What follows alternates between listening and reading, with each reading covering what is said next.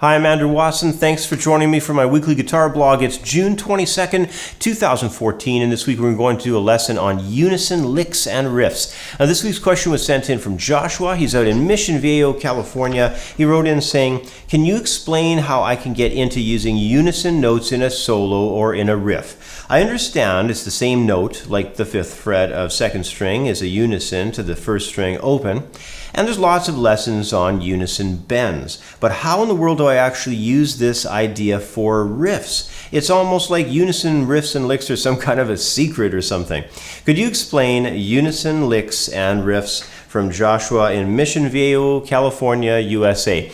Well, hey, thanks for writing in, Joshua. You know, the idea of using unison notes when composing melodies or when we're improvising involves a few different ideas. The unison can be used during the phrase as a pedal tone, or they might be used at the opposing ends of a melodic line. Unisons can even be applied as a sort of replacement note during a scale run as well. So regardless of where they get used, they tend to sound really cool within a melodic phrase. So let's head to the guitar neck and check out a number of examples that apply this unique concept of phrasing guitar licks and riffs with unison tones. Well, before we get started on learning a bunch of interesting application concepts for unison scale tones, let's just get started with a quick breakdown of what exactly unisons are and where they can be found on the neck. I'd like to go through a couple of methods for that with you. And now, one of the most popular unison ideas on the guitar is the relationship we have between the strings when we tune the guitar by ear. There's unisons that we're using to do that. For instance, if we went to the 6th guitar string at the 5th fret and played that A note, that's the same note, unison note, to the open 5th string. If we went to the 5th guitar string at the 5th fret, we'd have a D note. That is the same as open 4th string D. Now, if we went to the 4th guitar string, 5th fret, that's a G, same as open 3rd string G. If we went to the 3rd guitar string, we'd have to drop down one to the 4th fret, which is a B, and that's the same as open string B, 2nd string. And then if we were to finish the neck off, we would just have 5th fret, 2nd string, and that's the equivalent to the unison of the 1st guitar string open. So that's the tuning method of the guitar by ear. A lot of people will learn that in the very early days of playing, but there are more ways to look at the application of unisons on the neck. Another great exercise is to take one scale tone.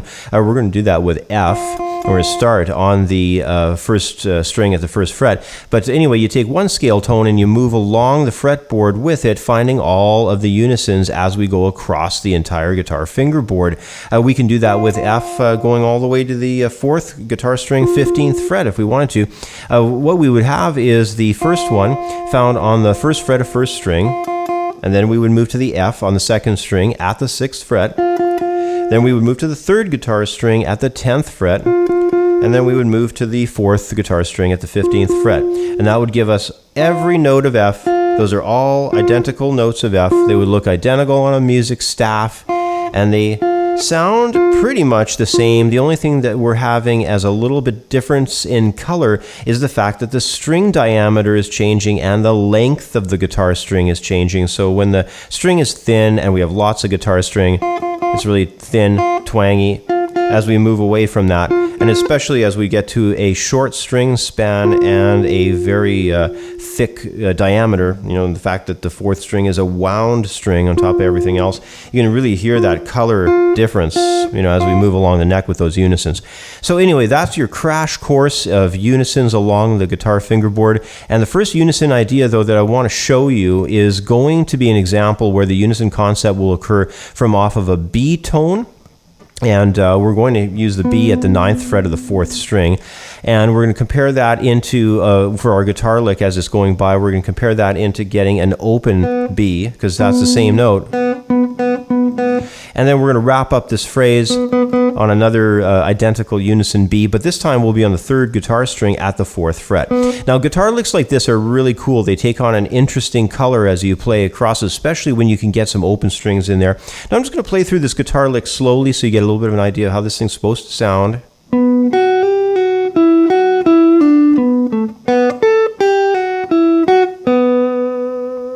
Here it is again.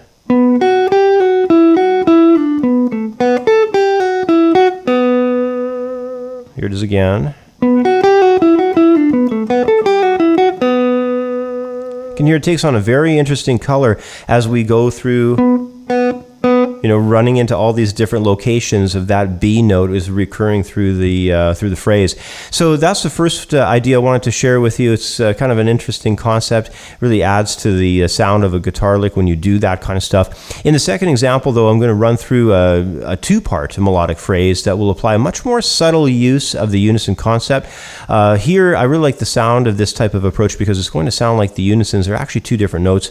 In the first part of the phrase of the scale run that we're going to do, we're going to have this unison idea occur with an A note showing up on the 7th fret of the 4th string. Then in the second part of the phrase, when it resolves basically, it's going to wind up on the 2nd fret of 3rd string. You can hear those are the exact same note. So how the phrase is going to work is we're going to start by moving through a scale line and then wind up into that A. It's going to go like this.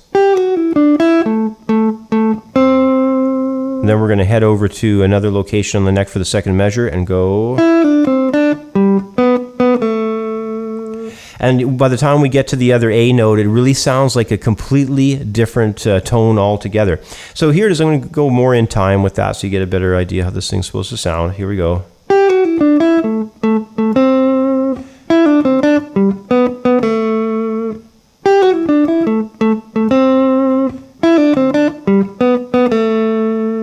So as we start the line and then finish the line, the A notes that we have in those two different locations, the unisons of that A, they sound like it's almost like two different notes. It's a very cool idea to experiment with. Now we're going to expand on that even further yet because the next lick I have, it does pretty much the same thing, except we're going to really bounce those unisons across each other.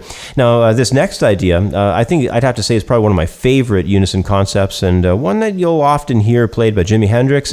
This time the unison concept will be performed as a pedal using the scale tone of F sharp, starting at the 11th fret and then pedaling off of the same F sharp on the 2nd string at the 7th fret. All right, and we're going to start like that. We're going to pedal against them like that.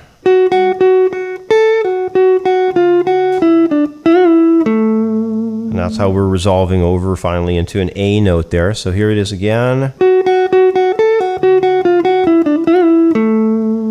That can sound really cool. When you speed it up a little bit, it's a very interesting sound though. And again, those F sharps, they sound like they're two different notes altogether, don't they? So definitely experiment with that type of an idea. It's not that bad to do that between the 2nd and the 3rd string, especially a little bit higher up on the neck. It's a bit of a stretch, but it's nothing too killer. Now, the next thing I want to have a look at is applying the unison principle as an idea that heads in the direction of single note rhythm riffs. Now, the riff I put together for the next example will place its emphasis upon the tone of D, and we're going to have that in two locations. We'll have it initially off of actually open 4th string, and then by the end of the first measure, the riff will show up on the 5th string's 5th fret there. And in the second measure, the D is performed back to back. Again, the two together, kind of like we saw there with that F sharp. They're back to back essentially in the riff. But let's just go through this thing. It's going to use a lot of the lower string sets. Here's how it sounds.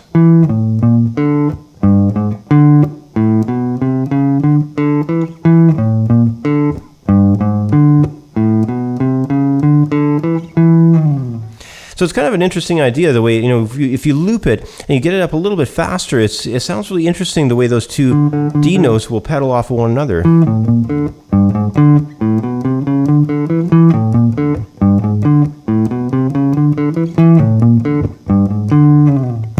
So you can experiment with creating your own riffs that operate in much the same way, but it's a lot of fun to mess with that type of principle.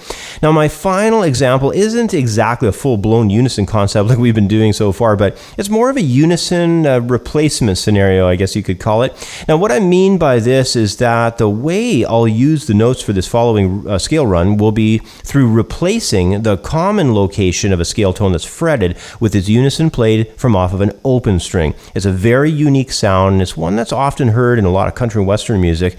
So here's how this idea is going to work.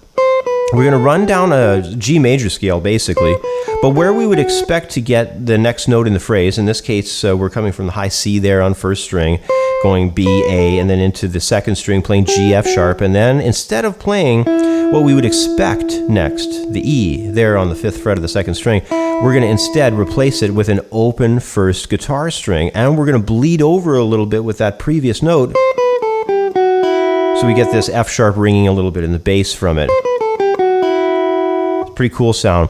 In the next series of tones, we're going to go to the D on the 3rd string. We're going to slide that down into C, but instead of playing the fretted B, we're going to have an open string instead, and we're going to bleed over and get a really interesting sound like that. Well, that was kind of sloppy. Let me try that again. So you can tell it's kind of an interesting color when you do that. Then we're going to do the same thing on the 4th string. We're going to have the A note. Instead of going to the fretted G, we're going to have an open 3rd string G. So, and we'll bleed over again. So now we've got... Okay, and then we're going to come from the 5th string, F sharp, slide down to E. And of course, instead of playing that D at the 5th fret of 5th string, we're going to replace that with open D and bleed over with the E. Then we're just going to finish the phrase by bringing a C to a D and then jump into this inversion of a G major chord with B in the bass. So here is the whole thing played rather slow.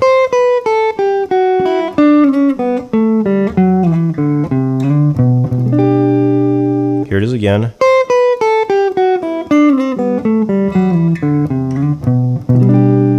Has a really interesting sound to it.